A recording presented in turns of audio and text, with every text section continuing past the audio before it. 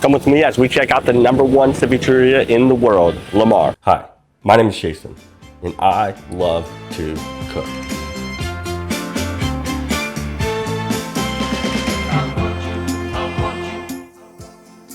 After working my way to the top at the French Laundry, I then started my own company, took it on Shark Tank, and sold it. Now I'm traveling around the world, and I want you to come with me on this journey. Today, I'm in Lima, Peru. And then today I'm going back inside Lamar, one of the most famous ceviche restaurants in the world. The last video we filmed here went viral. Other chefs actually sent it back to Chef Anthony, and he invited me into the kitchen. Today he is showing me the fish that came in this morning, teaching me how Lamar makes ceviche, and letting me in the kitchen in the middle of service. And just when I think lunch is over, he pulls out one last piece of the most delicious fish I've ever had in my life. Unbelievable. There's a lot of people who saw your video. Yeah. And they love it, actually. They loved it, yeah. And someone in La Mar in San Francisco told us something about you too. And so how many people? We are 65. 65? Yeah. 65 people to run this operation every day. How did you first start working at Lamar? Like 18 years ago, a lot of time ago, yeah. I started like apprentice. And after 1 year, I went to La Mar, San Francisco. I lived in San Francisco for 2 years. Then I came back. I used to be a chef there, here in La Mar. And then I traveled to Buenos Aires. In Buenos Aires, in Argentina, lived like 10 years cooking. Yeah. Always at La Mar. And then I came back like 6 years ago, and we're doing this. And then, would you have time just to show us 2 or 3 of your favorite ingredients at Lamar? For sure. Anthony put the ingredients in front of us, one at a time. The half of the flavor in ceviche is in this smell. Yeah, wow. When you do a ceviche, this smell, this taste must to be in there. It's almost the half flavor in ceviche. Wow, incredible. Our lime is very special. In a cevicheria, all kind of dishes have some acidity. That's the way we think about the ceviches. Yeah. Always the acidity. If something is a little bit greasy, a little bit of acidity. But spicy acidity is sweet, lemon or something with acidity. The most important thing in a cevicheria is the fish. I can choose one. In Lima, it's very usual to use the flounder for ceviche. It's like the classic one. The best fish for ceviche is the freshness fish. Here in Lima, the flounder is the best fish for ceviche. But it depends where you are in Peru. You know something? When the sea origin is heavy, because inside there is a lot of water, there's 2, male and female. The male have like the liquid, it's white. The female is transparent. Nothing unusual for this kitchen, but Anthony can talk about one chili for 5 minutes once you smell it, and you understand why. I had never tasted male and female urchin next to each other. I did not know that there was a difference. There is. Wow, beautiful. I didn't know that. Male and female. Wow. Probably this one is a little bit sweet, and this one is sweet too, but a little bit bitter. Very You savory. mix it, and you put it on ceviche. Wonderful. Ceviche in Peru is older than any restaurant. People along the coast were seasoning fish with native chilies, fermented fruit juices long before citrus, and onions arrived from Europe. The recipe kept changing. Sour orange became Peruvian lime. Long marinades became minutes.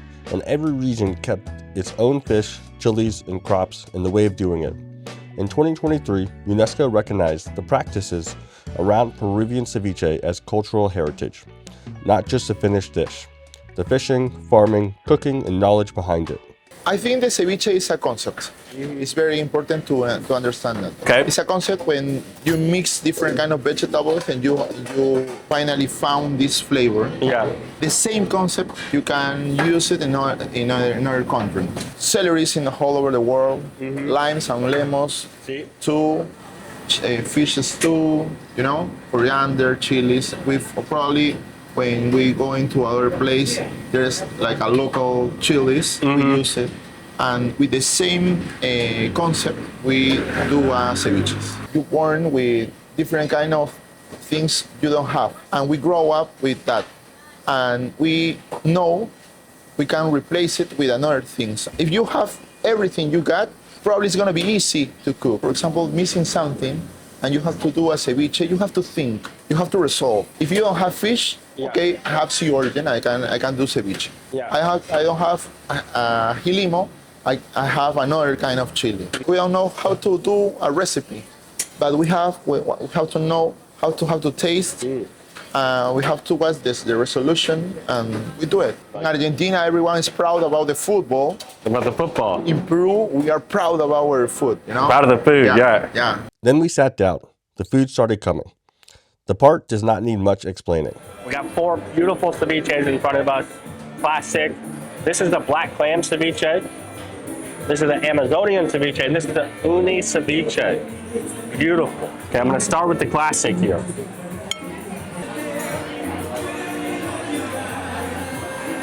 Wow. I'm gonna do the Amazonian next. These come with some smashed plantains.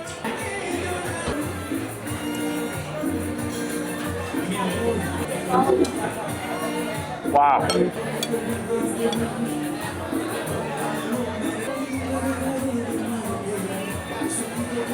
Really nice, a little spicy.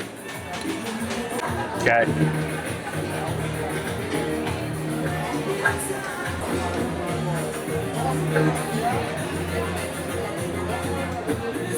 Beautiful. We're waiting on the next route, so I went into the kitchen. I asked if I could film. They said yes. At the fish station, one of the cooks was breaking down uni. He cut around the mouth, opened it, and spooned out 5 lobes. He calls them tongues. Wow. This one had just eaten a crab. You could still see it inside. Then I moved over to the ceviche line. The floor was wet, the music was loud, and everybody was moving fast. I've worked in kitchens long enough to know where I can stand without screwing somebody up. So I stayed out of the way and I watched. Ceviche, terradito, casas, over and over. Fish, salt, chili, lime, toss it, plate it, gone. If it sits, it changes. You can talk about ceviche for hours. They make it in under a minute. Then I went back to the table because there was more food coming and I was not going to miss it. All right, Chef sent out some crispy fish burgers. And I think this is a fish he was talking about that he said was he said collagen, we like the word gelatinous. A little bit of caper mayo here. Hard to go wrong. Wow.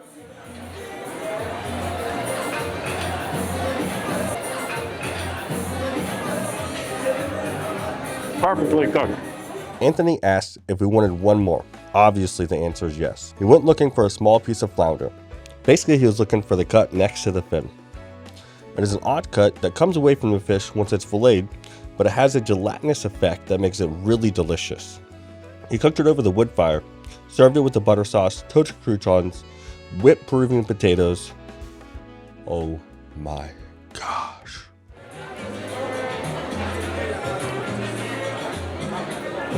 Unbelievable. And then dessert, more than one. I've been to Lamar 3 times now. I already knew I loved the restaurant. What I did not say the first 2 times was how many decisions the cooks make all day. What came in, what stays raw, what needs fire, what gets used elsewhere. Anthony has been at Lamar for 18 years. You hear it when he talks about an ají limón or a piece of fish. Nothing sounds rehearsed. He just knows the food. The viral video got us back in the door. I even got the stage at Mado, and the cooks over there saw it and said how awesome Anthony is. But the thing I'll remember is Anthony saying, they do not know how to follow a recipe. They know how to taste, they resolve it. Once service starts, you can see exactly what he means. I am so glad that we came back.